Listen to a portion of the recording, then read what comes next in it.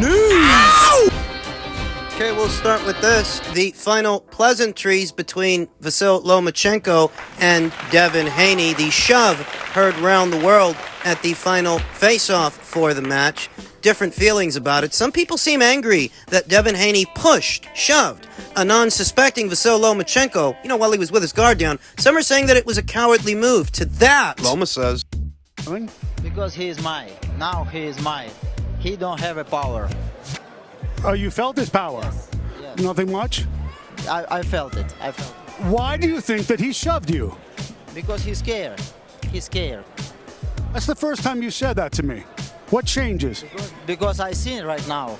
I see right now, and 100%. according to Vasyl Lomachenko, that was fear that we saw from Devin Haney. According to Devin Haney himself, he said, that was just the start. You see how easy I pushed him? He's the smaller man, and I'm going to impose my will on him. Devin's voice was trembling a bit when he said that. Some people are more up in arms about this than others. It's open to interpretation, but some are angry about it. It almost reads like a cheap shot. Devin Haney shoving Vasyl Lomachenko when he least expected it. Save it for the fight, Rambo. Doesn't really bother me, though. I grew up in the era where Riddick Bowe two-pieced Larry Donald at the press conference for their fight. He outright punched him in the face 2 times. Do you remember when David Haye punched Derek Chisora square in the jaw ahead of their fight? Yeah. Grew up in the era where Larry Holmes Remember him? climbed up on a car, leg dropped Trevor Berbick ahead of their fight. I grew up in the era where Mike Tyson darted across the stage, charging Lennox Lewis to bite him on the leg. He bit him on the leg. So this isn't going to bother me, you understand. Little hostility before the fight, it's good. Sells the fight, adds to the flavor. It's the hurt business, and somebody's going to get hurt, though hopefully not before the fight. That's my main area of concern. God forbid a guy falls down, twists his ankle. It jeopardizes the fight. That's the only aspect of this I don't like. But other than that, it's tel damage, it's an occupational hazard, and it's what you want ahead of a big box office fight. Though if I am to interpret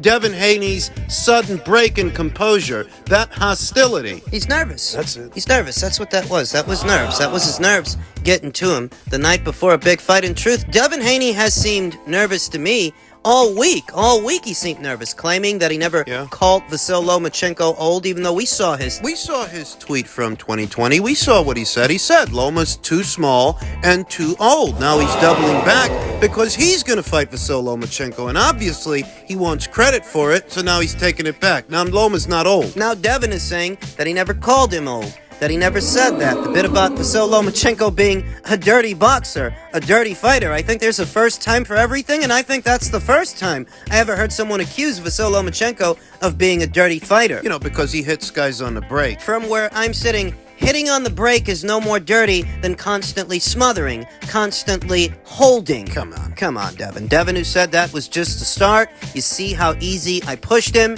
He is the smaller man, and I'm going to impose my will on him. Now, most people are expecting Devin Haney to stay in character, keep it long and loose on the outside, and keeping Vasyl Lomachenko at arm's length. That's what people are expecting. They're expecting the Devin Haney they've been seeing fight by fight. Yeah. The defensively minded Devin Haney, whose money punches his jab. It's his best punch. But he's saying that he's going to impose his will on the smaller man, impose his will on Vasyl Lomachenko, which is open to interpretation. If we end up seeing a Devin Haney who's more front foot heavy than usual, if we end up seeing a Devin Haney who means to take it to Vasyl Lomachenko, That'd be a surprise. because that's not what I'm expecting. What has made this fight so hard to edge is that Devin Haney is a defensively responsible fighter with height and length over Vasyl Lomachenko, and if he uses those natural attributes to his advantage, he can make himself a hard man to get to. Moving lateral, shifting his weight onto his back foot, looking to catch Vasyl Lomachenko coming in, countering him. Being defensive, as Devin Haney is a defensively minded fighter. At least he has been up until this point. If he plans on breaking character tomorrow, I'd have to say that is ill-advised. If he means to step into his jab, step into his punches to bring other punches over, if he wants to quote-unquote impose his will, be more aggressive than he usually is, that just makes Vasyl Lomachenko's job that much easier. because now he ain't got to go out there and find you. You're going to bring the fight to him in mid-range to inside in the pocket. The shorter man with the shorter arms has the advantage, as he can string punches together faster than the longer, lankier fighter. Devin don't got the power to take those kind of chances, stepping into his shots, looking to land big. If history is any indicator of things to come, Devin Haney ain't all of a sudden going to become a knockout merchant. That's not who he is. If he breaks character and tries to be that guy, he's going to get himself hurt. I already have Vasyl Lomachenko winning the fight on the premise that he will wear down Devin Haney with his volume, that Vasyl Lomachenko will be the aggressor and Devin will be the defender. But if Devin wants to be more aggressive, you want to bring the fight to that guy? you're doing half the work for him. And you ain't got better punch picking mid-range to inside than he does. You bring the fight to him, he can hit you to the body. It was nerves. It was nerves if it was anything. Devin Haney lost his composure because in this fight, unlike his previous fights, he's nervous. Could be good, that could be bad. That doesn't necessarily mean that he loses. Doesn't mean that he wins either. But he's nervous. This is the biggest fight of his career, his pay-per-view debut, his first fight at the box office. He's trying to hang on to his undisputed crown, and he's got some idea that, look, this guy's more formidable than every guy I've fought so far. I waited 4 years for this fight. They made me wait. He knows this guy's a bit tougher to beat than George, certainly tougher to beat than George, than Jorge Linares, than Jojo Diaz. He's nervous, whereas Lomachenko, cool. He's cool as a cucumber. And why wouldn't he be? He's got no O to protect. He's the older fighter. He's the betting underdog. The smaller man with everything to gain and almost nothing to lose. Chilling. It's Devin who's under pressure to stay this division's undisputed champion, though even with that... Eddie Hearn had an interesting take on Devin Haney, saying his value is that he's undisputed champion. If he moves up to 140, he's beltless. Though does that mean that Devin, moving forward, would lose all value? Well, that depends. He's still one of the bigger names at this weight. You certainly can't pay him the way you'd pay a Rolly Romero or an Isaac Cruz. Certainly not. Devin Haney has been making very good money for a very long time now. Eddie Hearn stated, he's been at 135 a lot longer than I expected him to be, but his value is that he's an undisputed champion. If he moves to 140, he's beltless. But one thing about Devin is, as good as he is, he's not yet broken through to, obviously, Tank levels and Ryan Garcia levels in terms of his popularity. But he's the undisputed lightweight world champion and a tremendous talent. It's true that a lot of Devin Haney's value is that he has all the belts at 135. If he loses those belts... Or if he vacates them. If he wins, but he decides to move up in weight immediately after, well, he might lose some bargaining power. He might. Yeah. Though that is contingent upon how the pay-per-view performs. Yeah. What the pay-per-view generates. If the pay-per-view brings in, let's say, 200,000 buys or just north of 200,000 buys, well, those numbers are parallel to Gervonta Davis's numbers. Akin to Gervonta Davis's numbers without Ryan Garcia. Don't get it in your head that Gervonta Davis is going to sell 1.2 or 1.4 million pay-per-view buys every time he gets out there. He sold that because he was sharing the ring with another high-profile fighter. He's not going to sell a million pay-per-view buys all by himself every single time, not with just anybody. So you figure that if this weekend's fight generates at least a minimum of, say, 200,000 or 225,000 pay-per-view buys, well, that's right in line with what Gervonta... The 5 pay-per-views before the last one, the 5 pay-per-views before this one, that's what he was bringing in. 200 and change, 225, 270. If Devin Haney wins the fight, and the pay-per-view ends up selling in excess of 200,000 buys,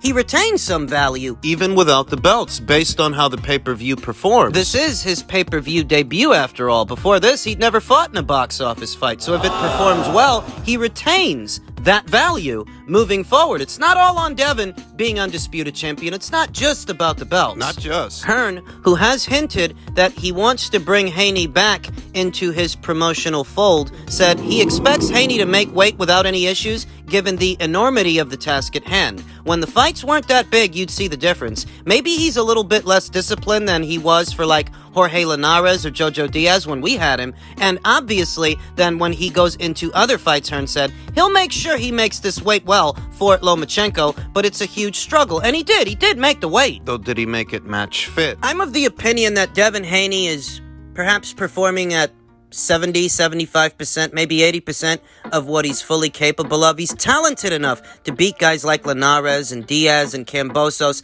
at just 75%. But this assignment... This is a tougher assignment than those were. So performing at 75%, let's say, it may not be enough. Reports indicate that Haney did make the weight. He definitely did, but he only made it on the second or third try. According to Vasyl Lomachenko, he did on the second or third try, and I don't see why he'd lie about something like that. Ultimately, Devin did make the weight, but we've known for a while now that Devin is busting at the seams.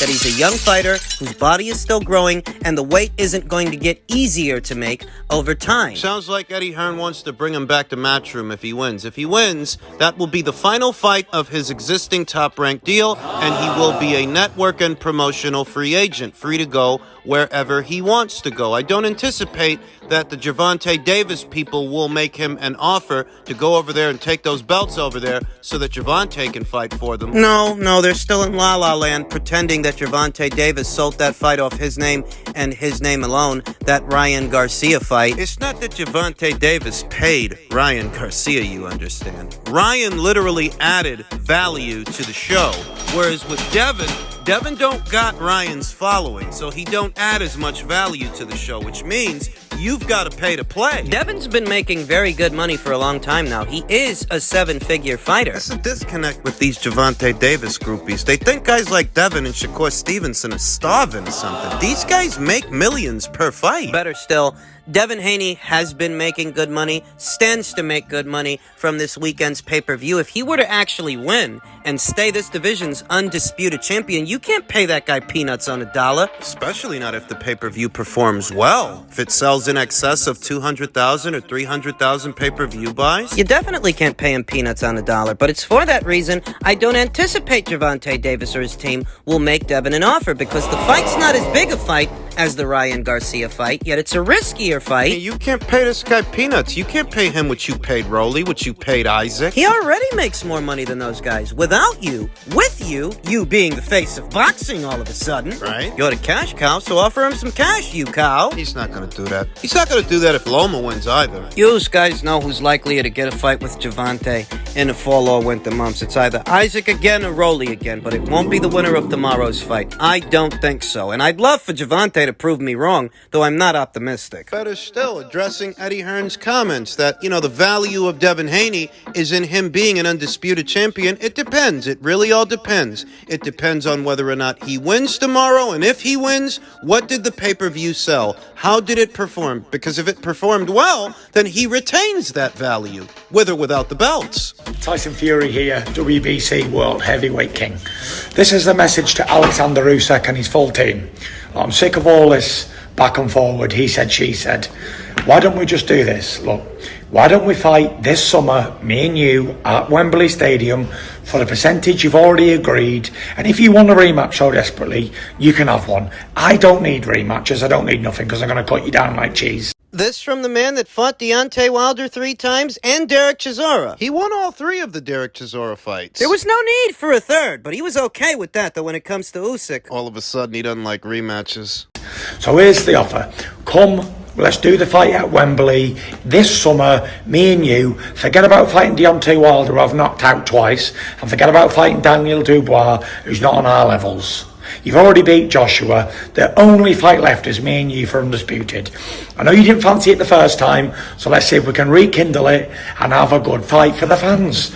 Let's get it on.